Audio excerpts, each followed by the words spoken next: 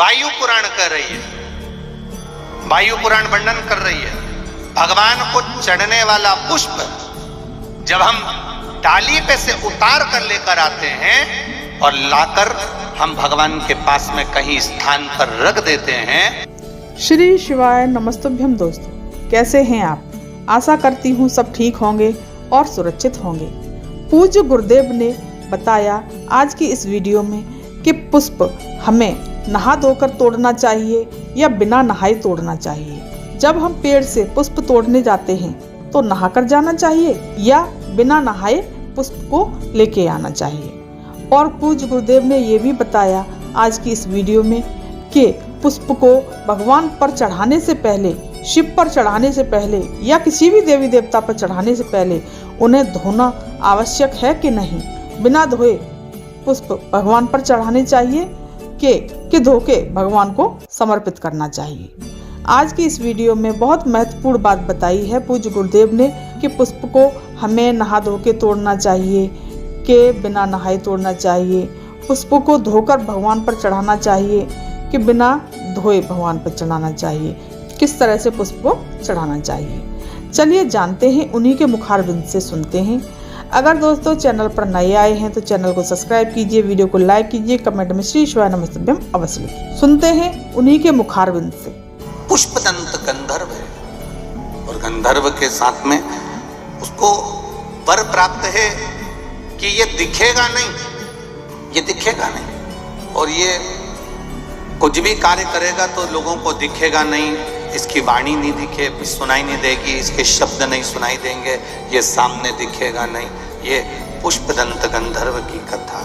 पुष्पदंत गंधर्व पृथ्वी पर भ्रमण करने के लिए आया और जब पृथ्वी पर भ्रमण करने के लिए पुष्पदंत गंधर्व आता है, पुष्पदंत गंधर्व जब पृथ्वी पर भ्रमण कर रहा हो, भ्रमण करते करते इसकी एक आदत थी भगवान की भक्ति करना, भगवान शंकर का भजन करना, भगवान शंकर का स्मरण करना, शिव जी की आराधना करना, शिवलिंग की पूजन करना। अब पुष्पदंत गंधर्व ने विचार करा कि मैं पृथ्वी पर आ गया हूं, क्यों ना यहां शंकर के शिवलिंग का निर्माण करूं और उसका पूजन करूं। एक पार्थिव शिवलिंग का निर्माण पुष्पदंत गंधर्व करने लगा और पार्थिव शिवलिंग का निर्माण कर कर उसका पूजन करता। कहीं से फूल पत्ती मिल जाते समर्पित कर देता। एक बार उसके मन में आया कि चलो जरा मैं भ्रमण कर कर आता हूं। भ्रमण करते करते करते करते राजा चित्ररथ के सुंदर उद्यान में, सुंदर बगीचे में पहुंच गए। कभी कभी आप भी जाते जाते रास्ते में किसी का पौधा देख लेते हो, किसी का पेड़ देख लेते हो, किसी का बगीचा देख लेते हो, किसी की वस्तु देख लेते हो, आपके भीतर भी वो भाव जागृत हो जाता है कि ये अच्छा फूल है, मैं भगवान के लिए तोड़ लेती हूँ।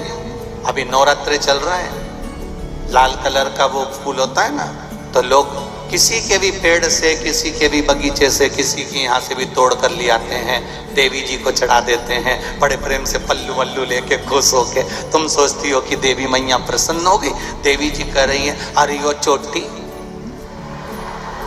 बताओ, दूसरे के घर का चुरा कर लिया, दूसरे के घर का उठा कर लिया, दूसरे का सामान लेकर आ गई और चढ़ा कर कह रही है कि मैंने भगवान का पूजन कर दिया, भगवान की आराधना कर दी, भगवान की सेवा कर दी। जिससे अपने घर का एक लोटा जल लेकर जा रहे हो, अगर किसी के यहाँ तुमने पूछ लिया कि हमें आपके बगीचे का फूल ले जाएं, वो आज्ञा दे दे तो ले जाओ, वो आज्ञा दे लेकर जाओ।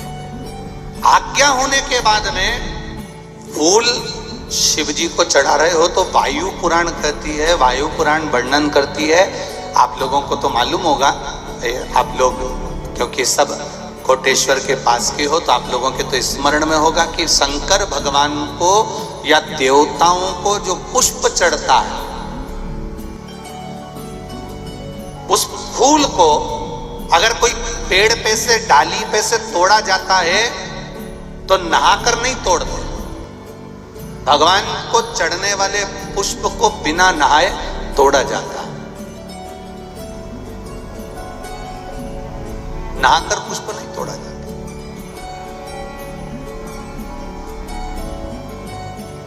कितने लोग हैं जो बगीचे से फूल तोड़ते होंगे तो नहा के तोड़ लेते होंगे, और कितने लोग हैं जो बगीचे से पुष्प तोड़ते हैं तो सुबह सुबह उठे, मंजन आदि करा, हाथ पैर धोया, बगीचे में गए, डाली पे से फूल तोड़े और भगवान को समर्पित करे। वायु पुराण का शब्द करा है, भगवान को समर्पित होने वाले पुष्प जब आप तोड़ते हैं, लेकर आते हैं,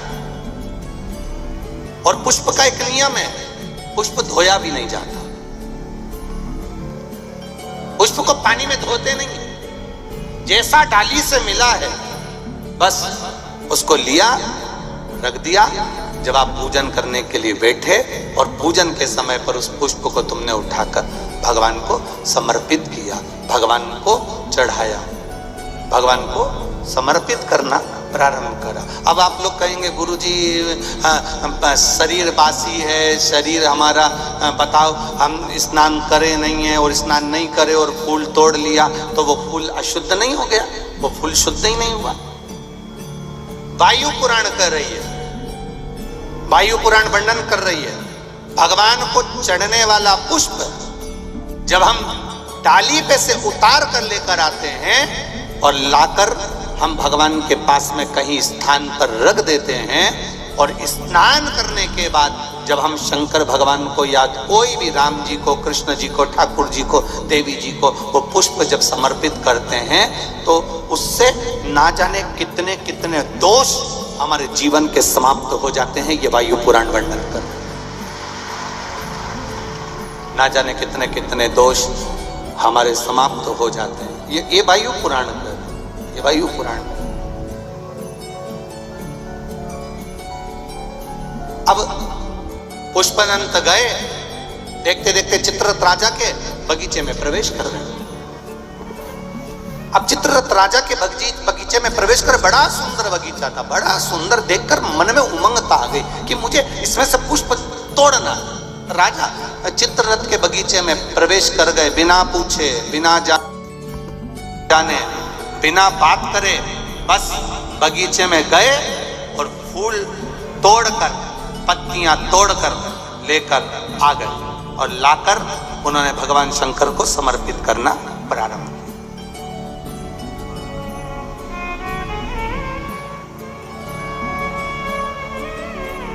15 दिन निकल गए, 20 दिन निकल गए, 22 दिन निकल गए, 25 दिन निकल गए। एक बार राजा चित्ररथ भगवान का पूजन करने के लिए बैठे, और भगवान का पूजन करते करते राजा चित्ररथ ने कहा चलो बगीचे से फूल लेकर आओ, जाओ जरा। अब माली गए, जो सेवक थे वो बगीचे पहुंचे और बगीचे से पुष्प लेकर आने लगे।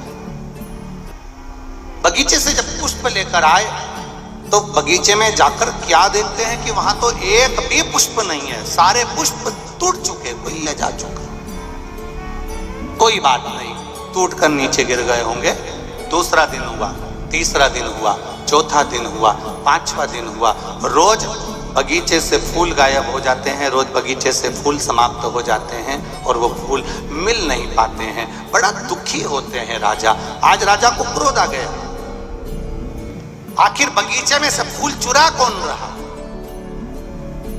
पता नहीं, हमने बहुत ढूंढा पर मिल नहीं रहा, बहुत प्रयास करा पर मिलता नहीं।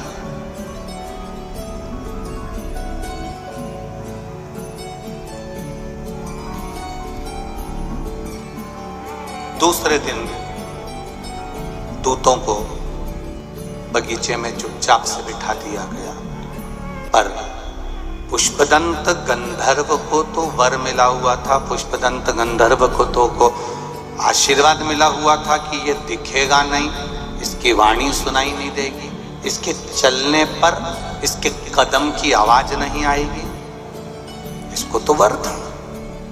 अब ना तो वाणी सुनाई दे रही है, ना कदम चलते हुए दिख रहे हैं, ना ये दिख रहा, और फूल टूट गए, ले गए।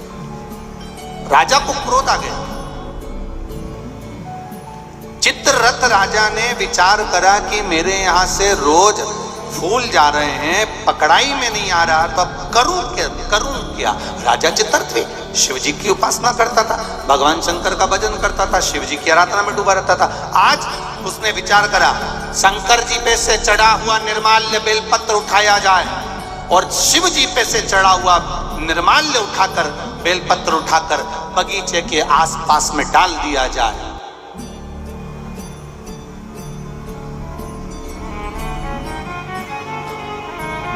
लोग समझते नहीं है, मंदिर में जाते हैं, भगवान पे चढ़ा हुआ फूल, भगवान पे चढ़ी हुई बेलपत्री पूरे मंदिर में जहां वहां पड़ी रहती है और लोग उस पे से चलते हुए लांघते हुए निकल जाते हैं। अगर ये वीडियो पसंद आई हो तो चैनल को सब्सक्राइब कीजिए, वीडियो को लाइक कीजिए और कमेंट में श्री शिवाय नमस्तुभ्यम अवश्य लिखिए। धन्यवाद।